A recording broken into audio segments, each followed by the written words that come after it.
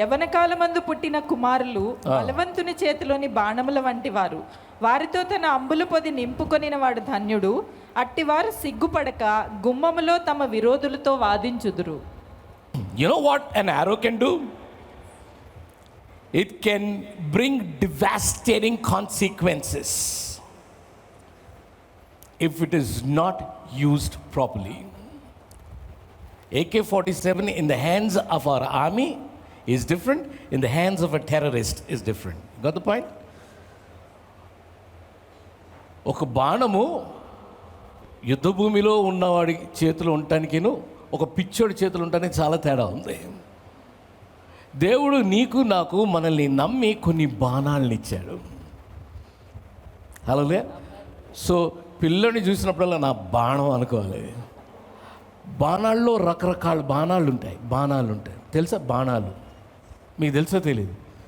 కట్టోటి ఉంటాయి, ఇలాంటి యారో అనగానే మనకి ఇదే గుర్తు కదా. నో, ఇలా కాదు. కట్టోటి ఉంటాయి ఇట్లా తిరిగే. To see the different arrows you will know it. నీ బిడ్డలు కూడా అందరూ ఒక టైప్లో ఉండరు. Different arrows and every arrow has a different purpose. ప్రతి యారోకి వేరే ఉద్దేశం. ఆ ఉద్దేశం నువ్వు దేవుని దగ్గర వేచి కనుక్కొని ఆ ఉద్దేశం వాళ్ళకి చెప్పి ఆ ఉద్దేశం నెరవేరేటట్లుగా వాళ్ళు జీవించాలి. అటువంటి వాల్యూస్ తోటి వాళ్ళని పెంచాలి.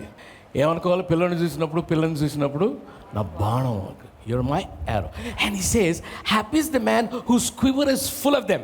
అంబులి పొద అంటే యారోస్ పెట్టుకునేటటువంటి పౌచ్ అన్నమాట.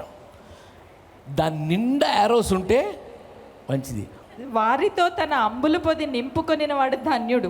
The problem is not with the arrow. The arrow can go as far as the bow can shoot it. ఎంత దూరం వెళ్తుంది ఒక బాణం? ఎవరిపైన ఆధారపడింది? విల్లు పైన. ఎంత మంచి షూట్ చేసే మార్క్స్మెన్ అయినా కానీ విల్లు సరిగ్గా లేకపోతే, సో విల్లు పైన ఆధారపడి ఉంటుంది. అది టార్గెట్ కొట్టుకుంటుందా లేదా అనేది ఎవరిపైన ఆధారపడి ఉంటుంది? విల్లు కానీ గురిపైన ఆధారపడి ఉంటుంది. సో మన పిల్లలు if they haven't hit a target, don't blame them. We got to blame your self. If you are the marksman, then your life and your values, your character, your personality is the bow. విల్లుని ఎవరైతే పట్టుకొని వేస్తారో ఆ మనిషి character, personality, values, విలువలు ఆ విల్లు అయి ఉన్నది. So మన పిల్లలు if they haven't hit the target, it is because of us. Don't blame them. They are precious. Don't blame them. They are arrows released from heaven onto earth. Every warrior arrows-ni periodically పదును పెట్టుకుంటూ ఉంటాడు. Checks the arrows. Every shooter gun barrel open చేసి clean చేసుకుంటాడు. Which means they invest time, energy and money, resources over their arrows and their guns.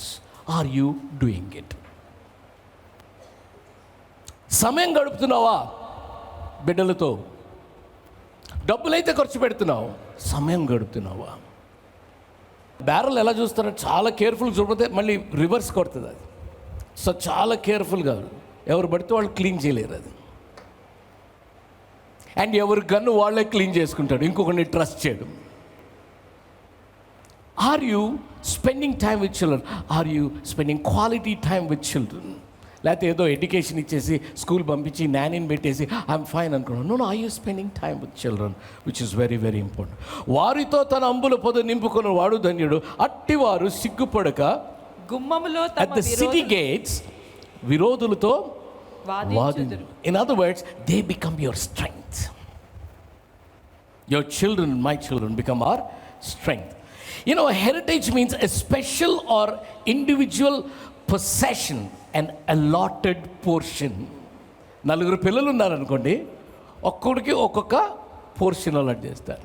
అలాగా మనందరికీ దేవుడు ఇంతమంది పిల్లల్లో నుంచి హెవెన్లో నీకు పుట్టారు, నాకు పుట్టారు కదా, వాళ్ళని మన పోర్షన్గా అలాట్ చేశాడు. They are allotted portion to us from the millions of children your children my children are allotted portion.